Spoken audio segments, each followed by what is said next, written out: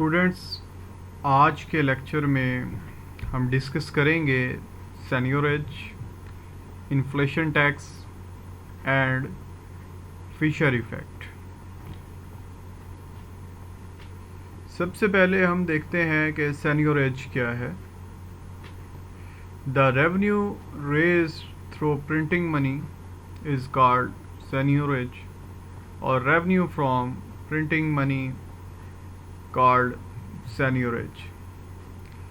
यानी कि वो आमदनी जो हम नोट छाप कर या खसारे की सरमायाकारी कर कर हासिल करें उसे हम सेनियोरेज कहते हैं। Why government print extra money, यानी कि गवर्नमेंट खसारे की सरमायाकारी क्यों कर रही है, बगैर गारंटी के नोट क्यों छाप रही है। We know that more money supply more inflation. हमें पता है, क्वांटिटी थ्योरी ऑफ मनी हमने प्रीवियस लेक्चर में डिस्कस किया था कि अगर हम क्वांटिटी ऑफ मनी को बढ़ाते हैं तो इन्फ्लेशन आ जाएगा इकोनॉमी में। तो गवर्नमेंट क्यों ज़्यादा मनी प्रिंट कर रही है। इसके लिए हमें गवर्नमेंट के जो रेवेन्यू है और जो गवर्नमेंट के एक्सपेंडिचर हैं उसको डिस्कस करना पड़ेगा, यानी कि गवर्नमेंट के बजट को। सबसे पहले हम देखते हैं गवर्नमेंट का जो सोर्स ऑफ इनकम है वो क्या होता है। सबसे पहले टैक्स, उसके बाद बारो फ्रॉम पब्लिक, यानी कि गवर्नमेंट अपनी सिक्योरिटीज़ को सेल करती है। थर्ड सोर्स होता है प्रिंटिंग मनी। अब गवर्नमेंट के एक्सपेंडिचर आ जाते हैं।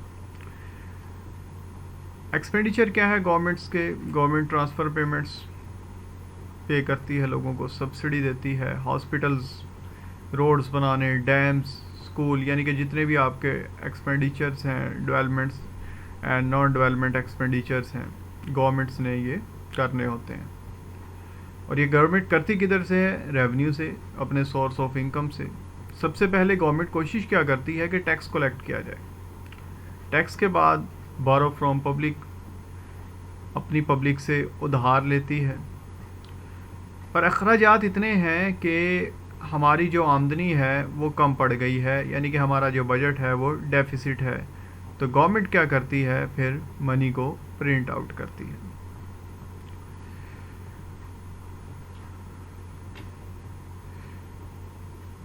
अब जब गवर्नमेंट मनी को प्रिंट आउट करती है तो उससे क्या होता है कि आपका जो प्राइस लेवल है उसमें इजाफा हो जाता है, जिससे लोगों की क़ुव्वत ख़रीद कम हो जाती है।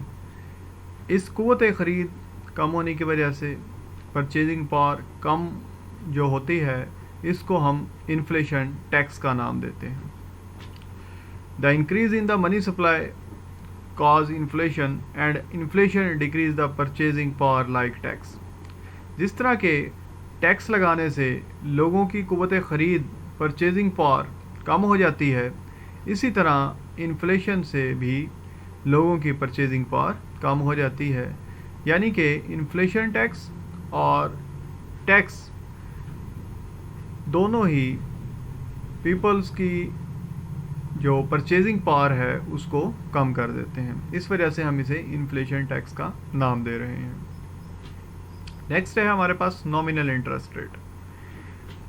नॉमिनल इंटरेस्ट रेट क्या होता है? समेशन है real interest rate and inflation की। जैसे कि फार्मूला भी आपको नज़र आ रहा है, आई शो करता है नॉमिनल इंटरेस्ट रेट को, आर शो कर रहा है रियल इंटरेस्ट रेट को, और पी इन्फ्लेशन को शो कर रहा है इधर प्राइस लेवल को। Real interest rate, real interest rate क्या है?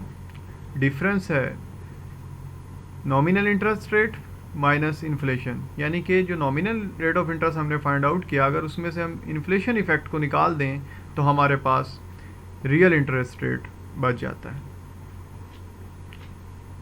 क्वांटिटी थ्योरी ऑफ मनी को हम प्रीवियस लेक्चर में भी डिस्कस कर चुके हैं। इस थ्योरी के मुताबिक अगर हम 1% मनी ग्रोथ में इजाफा करते हैं तो 1% हमारा इन्फ्लेशन रेट में इजाफा होगा, यानी कि 1-to-1 रिलेशनशिप, प्रोपोर्शनल रिलेशनशिप पाया जाता है। इसी क्वांटिटी और थ्योरी ऑफ मनी को हम आगे लेकर चलते हैं फिशर इफेक्ट की तरफ। M V equal to P Y, ये क्वान्टिटी थ्योरी ऑफ मनी की इक्वेशन है। The Fisher effect. According to Fisher equation, 1% increase in rate of inflation in turn cause 1% in nominal interest rate. अब जो Fisher है वो money supply में इजाफे को नॉमिनल इंटरेस्ट रेट से रिलेट कर रहा है. क्वांटिटी थ्योरी ऑफ मनी में हमने ये डिस्कस किया कि मनी सप्लाई को इंक्रीज करने की वजह से प्राइस लेवल इंक्रीज हो जाता है, दूसरे लफ्ज़ों में इन्फ्लेशन आ जाती है. अब हमने जो नॉमिनल इंटरेस्ट रेट का ये फार्मूला आपको नज़र आ रहा होगा. ये किस चीज़ का सुमेशन है? ये है नॉमिनल इंटरेस्ट रेट और इन्फ्लेशन. इनके दरमियान कौन सा ताल्लुक पाया जा रहा है? पॉजिटिव. यानी कि अगर आपकी इन्फ्लेशन बढ़ेगी तो उधर से आपका नॉमिनल इंटरेस्ट रेट में भी क्या होगा? इजाफा होगा. तो फिशर इसी चीज़ को रिलेट कर रहा है, इन्फ्लेशन को नॉमिनल इंटरेस्ट रेट के साथ, और कह रहा है कि जैसे आपकी इन्फ्लेशन मनी सप्लाई आप बढ़ाएंगे, मनी सप्लाई बढ़ाने की वजह से इन्फ्लेशन में इजाफा होगा और उसकी वजह से नॉमिनल इंटरेस्ट रेट में इजाफा होगा. जिस तरह के 1-to-1 रिलेशनशिप मनी सप्लाई के दरमियान और प्राइस लेवल के दरमियान है, इसी तरह मनी सप्लाई और नॉमिनल इंटरेस्ट रेट के दरमियान भी 1-to-1 रिलेशनशिप पाया जाता है, जिसे फिशर इफेक्ट का नाम देता है. According to Fisher equation, 1% increase in the rate of inflation in turn cause 1% increase in nominal interest rate. इसे हम Fisher effect कहेंगे. The 1-for-1 relation between inflation rate and nominal interest rate is called Fisher effect. और ये जो आपको Fisher effect का formula नज़र आ रहा है, ये सेम वही फार्मूला है जो कि हमने नॉमिनल इंटरेस्ट रेट के अंदर अभी डिस्कस किया है.